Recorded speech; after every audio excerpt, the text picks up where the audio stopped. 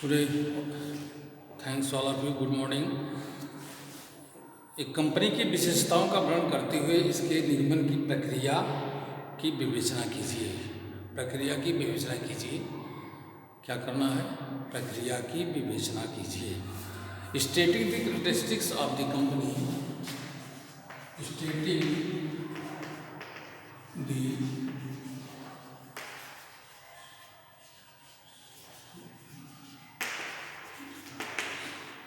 stating the characteristics of the company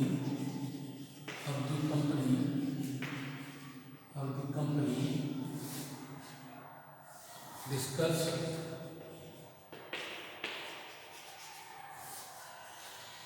the procedure of its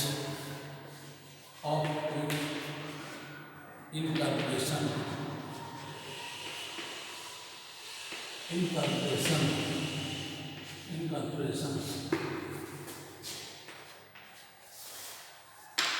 Today I have to discuss to all of you that एक company की विशेषताओं का वर्णन तथा निगमन की प्रक्रिया। एक कंपनी की विशेषताओं का वर्णन तथा कंपनी के निगमन की प्रक्रिया। कंपनी की विशेषताएं, characteristics of the company. What are the characteristics of the company? Company के निगमन होते ही उसे पूर्ण व्यक्तित्व प्राप्त हो जाता है। When the company is formed under company law, then it become permanent company. Company का अस्तित्व उसके सदस्यों से भिन्न होता है। It's legal entity is distinct of its members. किंतु कंपनी कृत्रिम व्यक्ति होती है। Company is artificial person. Company का अस्तित्व स्थायी एवं पृथक होता है। Company is a permanent and it is permanence. यदि कंपनी के सारे सदस्य बदल जाएं तो भी कंपनी का अस्तित्व बना रहेगा। If its members are all fully changed within time, और you can say within some special area, no problem, everything is running in such a way, company is not winding up.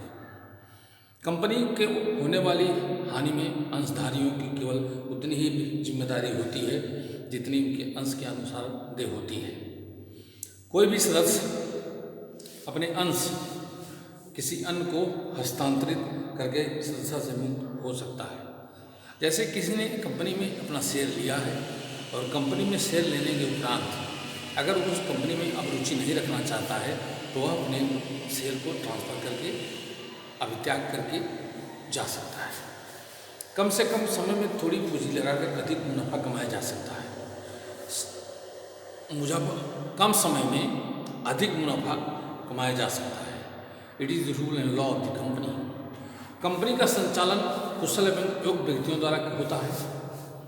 The administration which is run up and the administration system which is following with the company law boards, or you can say the directors, it is fully well equipped and sustainable development for the company.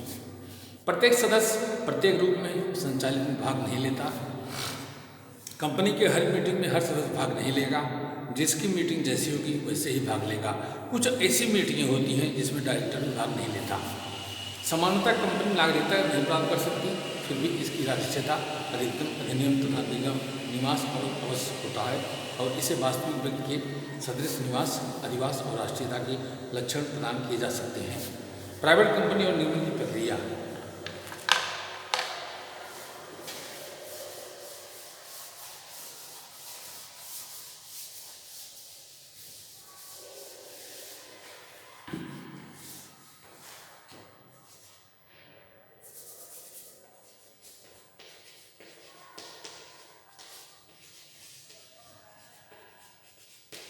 Company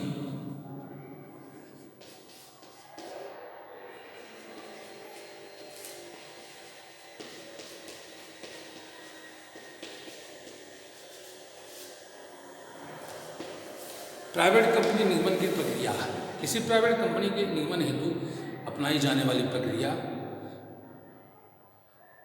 प्रायः वैसी ही है जैसी कि public company के निगमन हेतु विहित की गई, सिवाय इसके की प्राइवेट कंपनी के निगमन हेतु सीमा नियम पर हस्ताक्षर करने वाले अभिधायों सब्सक्राइबर्स की संख्या 2 मात्र है, जबकि पब्लिक कंपनी के लिए यह संख्या 7 है। प्राइवेट कंपनी को अपने निगमन के लिए फॉर्म 29 फाइल करना आवश्यक नहीं है। प्राइवेट कंपनी को अपने निगमन के लिए फॉर्म 29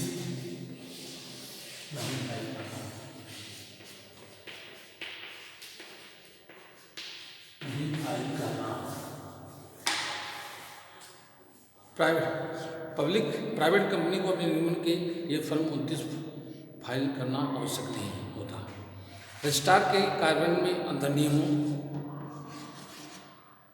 रजिस्ट्रार के कार्यालय में अंतर्नियमों आर्टिकल्स ऑफ एसोसिएशन का रजिस्ट्रेशन कराना अनिवार्य होता है तथा प्राइवेट कंपनी द्वारा अपने अधिनियम तथा अंतर्नियम को तैयार करने के समय कंपनी अधिनियम 2013 की धारा 12 का यथावत अनुपालन करना आवश्यक होता है।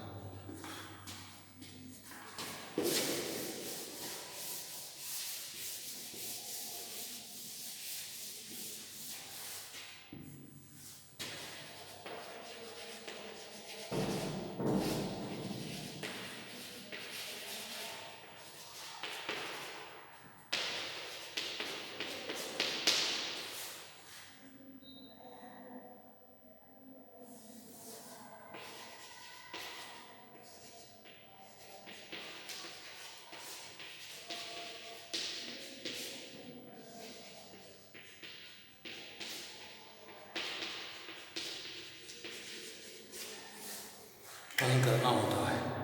निगमन का प्रमाण पत्र certification of corporation in company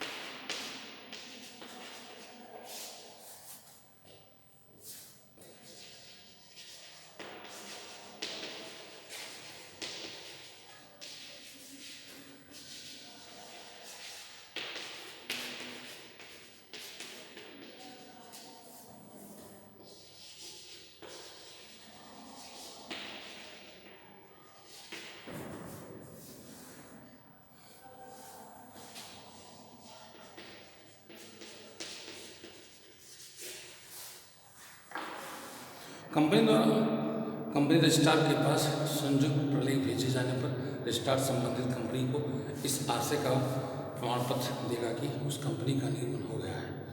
इस प्रमाण पत्र को निगमन का प्रमाण पत्र सर्टिफिकेट ऑफ इनकॉर्पोरेशन कहा जाता है तथा उस पर रजिस्ट्रार का हस्ताक्षर तथा उनके कार्यालय की मुद्रा सील अंकित होना आवश्यक है। सीमित कंपनी की दशा में रजिस्ट्रार द्वारा प्रमाण पत्र में इस आशय का स्पष्ट उल्लेख किया जाना चाहिए कि कंपनी एक लिमिटेड कंपनी है। कंपनी अधिनियम 2013 की धारा 7(1) के अनुसार निगमित कंपनी के रूप में पंजीकृत रजिस्ट्रार होने के लिए कंपनी को अपने आवेदन सहित निम्नलिखित दस्तावेज कंपनी रजिस्ट्रार को प्रस्तुत करना आवश्यक होता है। कंपनी का सीमा नियम, जिसमें सभी अभिकर्ताओं सब्सक्राइबर्स के हस्ताक्षर हो जैसा कि विहित है। कंपनी के निर्माण से संबंध सभी अभिकर्ताओं, chartered accountants, cost accountants, company secretariat एवं तथा अन्य व्यक्ति जिन्हें अंतर्नियमों में निदेशक, प्रबंधक, सचिव आदि दर्शाया गया है आदि द्वारा हस्ताक्षरित घोषणा पत्र सभी अभिकर्ताओं, सब्सक्राइबर्स तथा कंपनी के प्रथम नियुक्त निदेशकों का इस आशय का सबूत पत्र कि वे पूर्व में कंपनी के निर्माण, प्रवर्तन, प्रबंधन आदि से संबंधित प्रकरण में सभी निर्दिष्ट नहीं हुए हैं और न किसी प्रकार की कपट, धोखा या कर्तव्य भंग के लिए कभी दोषी पाए गए हैं। कंपनी का पता जिस प्रकार उसका रजिस्टर्ड कार्यालय स्थापित होने तक कंपनी से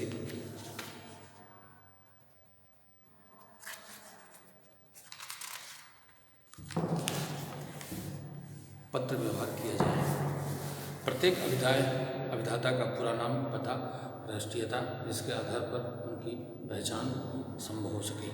कंपनी के प्रथम नियुक्त सभी निदेशकों का पूरा विवरण आदि। प्रथम निदेशकों की कंपनी में हित जैसा कि अंतर नियमों में उल्लिखित है